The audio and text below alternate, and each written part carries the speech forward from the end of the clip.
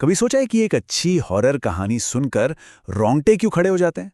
वो कौन से राज हैं जो कहानियों को इतना डरावना बना देते हैं कि नींद ही उड़ जाए? तो आज हम ऑनलाइन मिलने वाली कुछ मशहूर हिंदी हॉरर कहानियों की कह सकते हैं एक तरह से चीर-फाड़ करेंगे। चलिए, उन रहस्यों को जानते हैं जो शायद आज रात सोने न दे। यही वो सवाल है जो हमारे दिमाग में आता है ना? देखिए, एक कामयाब हॉरर कहानी का मतलब सिर्फ कुछ भूत प्रेत या डरावने चेहरे दिखाना नहीं होता। नहीं, बल्कि वो कहानी कहने की कुछ खास तकनीकों का इस्तेमाल करती है जो धीरे धीरे, बहुत धीरे धीरे हमारे अंदर खौफ पैदा करती हैं। तो चलिए मिलकर इन तकनीकों की परतें खोलते हैं। आज हम इन कहानियों के पूरे ढांचे को 5 हिस्सों में समझेंगे। सबसे पहले आकर्षण, मतलब वो क्या चीज है जो हमारे किरदारों को उस खतरनाक जगह पर खींच ले जाती है। फिर आता है अलग थलग मंच, वो सुनसान जगह जहां डर को पनपने का पूरा मौका मिलता है। तीसरा, बुराई से पहला सामना। चौथा, उस बुराई के पीछे की भयानक पृष्ठभूमि। और आखिर में उस खौफनाक अनुभव का परिणाम क्या होता है। तो चलिए अपने सफर के पहले पड़ाव पर चलते हैं, आकर्षण। हर हॉरर कहानी की शुरुआत यहीं से होती है। कोई ना कोई ऐसी वजह जो मुख्य किरदार को, चाहे वो जानता हो या न जानता हो, सीधे खतरे के मुंह में धकेल देती है। हमारे इन तीनों किरदारों को देखिए, इनकी वजह कितनी आम और भरोसेमंद लगती हैं। जॉन को ही ले लीजिए, एक पिज्जा डिलीवरी बॉय। रात का 1 बज चुका है, उसकी शिफ्ट खत्म हो गई है और तभी एक बड़े ऑर्डर का कॉल आता है। पहले तो वो मना करने का सोचता है, लेकिन फिर एक बड़ी टिप का लालच उसे उस सुनसान पते पर जाने के लिए मजबूर कर देता है। और पैसों के लिए थोड़ा जोखिम कौन नहीं उठाता। वहीं दूसरी तरफ अतुल है, जो अपनी बहन के प्यार में एक जहरीले शहर में घुस जाता है। और समीर, जो अपनी ड्यूटी निभाने के लिए गांव वालों की सारी चेतावनियों को अनसुना कर देता है। तो ठीक है, एक बार जब किरदार लालच में या किसी मजबूरी में आगे बढ़ जाता है, तो कहानी उसे एक ऐसी जगह ले आती है जहां वो बिल्कुल अकेला पड़ जाता है।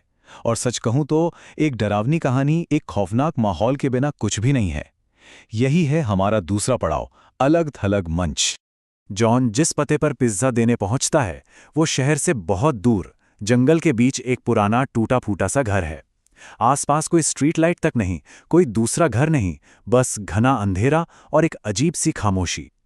दूसरी तरफ है रविपुरम, एक पूरा का पूरा शहर जो एक केमिकल हादसे के बाद सालों से वीरान पड़ा है। और फिर है नीमखेड़ा, वो गांव जो रात होते ही जैसे मौत के सन्नाटे में डूब जाता है। सोचिए, इनमें से कौन सी जगह सबसे ज्यादा डरावनी लगती है? हर माहौल का मकसद एक ही है, हीरो को फंसाना और मदद की हर उम्मीद को खत्म कर देना। अब कहानी उस मोड़ पर पहुंचती है जहां सांसें थम जाती हैं। माहौल एकदम तैयार है, हीरो अकेला है, फंसा हुआ है, और अब होता है बुराई से पहला सामना। ये वो पल होता है जब शक हकीकत में बदल जाता है और डर सीधा रूह में उतर जाता है। जॉन हिम्मत करके उस पुराने घर का दरवाजा खटखटाता है, लेकिन वो अपने आप खुल जाता है। अंदर उसे 2 छोटी बच्चियां मिलती हैं जो उसे बस घूरे जा रही हैं, एकदम खामोश। जरा उस पल को महसूस कीजिए। और फिर अचानक उनकी आंखें बर्फ की तरह सफेद हो जाती हैं। इससे पहले कि जॉन को समझ पाए, वो दरवाजे की तरफ इशारा करती हैं। जॉन पलटता है और उसके ठीक पीछे एक भयानक औरत का साया खड़ा है। बस उसके हाथ से पिज्जा के डब्बे छूटकर जमीन पर गिर जाते हैं। अब रविपुरम में अतुल का सामना होता है एक ऐसे जीव से जो किसी बुरे सपने जैसा है, जिसका मांस सड़ रहा है और आंखें अंगारों की तरह जल रही हैं। वो जीव उसकी दोस्त तानिया पर हमला कर देता है और तब अतुल को ये भयानक एहसास होता है कि ये जहरीला शहर असल में मरे हुए लोगों की एक फौज का घर बन चुका है।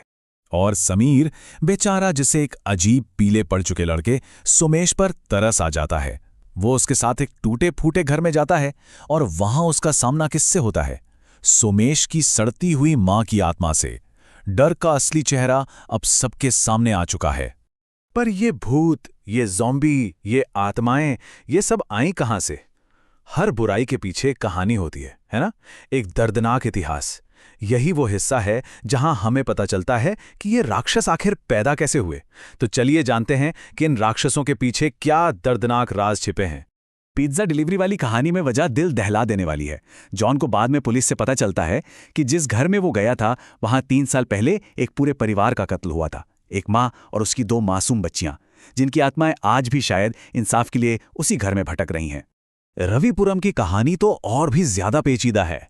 वो कोई हादसा नहीं था, वो एक बड़ी कंपनी का लालच था, एक गैर कानूनी एक्सपेरिमेंट जो बहुत ही भयानक रूप से गलत हो गया। और सरकार ने क्या किया? सच को दबा दिया। अतुल की बहन अर्चना समेत न जाने कितने मासूम लोग उस लालच की कीमत चुका रहे हैं, ज़ोंबनी बनकर। और फिर आती है ये एक लाइन, हम वहां रहते नहीं हैं, हम वहां बंधे हुए हैं। इस एक लाइन में न जाने कितना दर्द और कितनी बेबसी छिपी है। सोमेश और उसकी मां की मौत बिजली का तार गिरने से हुई थी। वो मदद के लिए चिल्लाते रहे, पर पूरा गांव बस तमाशा देखता रहा। किसी ने मदद नहीं की। अब उनकी आत्माएं बदला नहीं, शायद सिर्फ उस अनदेखी से आजादी चाहती हैं। और अब हम आते हैं कहानी के आखिरी पड़ाव पर, परिणाम। जब सुबह होती है और वो खौफनाक रात खत्म होती है, तो हमारे किरदारों का क्या होता है? क्या हॉरर कहानियों में वाकई कोई हैप्पी एंडिंग जैसी चीज होती है? सच तो ये है कि इन कहानियों में कोई भी पूरी तरह से नहीं बचता। हाँ, जॉन उस घर से भाग निकलने में कामयाब हो जाता है, पर वो मंजर उसे जिंदगी भर सोने नहीं देता। वो अपनी नौकरी ही छोड़ देता है। अतुल, वो ज़ॉम्बी बनाने वाली फैक्ट्री को तबाह तो कर देता है, लेकिन इस लड़ाई में अपने दोनों करीबी दोस्तों को हमेशा के लिए खो देता है। और समीर, वो बस अपनी जान बचाकर उस गांव से भागता है। बचना हमेशा जीतना नहीं होता। तो अंत में ये पूरा विश्लेषण हमें एक बहुत गहरे सवाल पर लाकर छोड़ देता है। इन कहानियों को जानने के बाद जरा रुक कर सोचिए, असली राक्षस कौन है? वो भूत, ज़ॉम्बी और आत्माएं, या फिर वो इंसान जिनकी क्रूरता, लालच और बेरुखी ने इन राक्षसों को जन्म दिया? डर का असली स्रोत क्या है? अलौकिक ताकतें या खुद इंसानियत?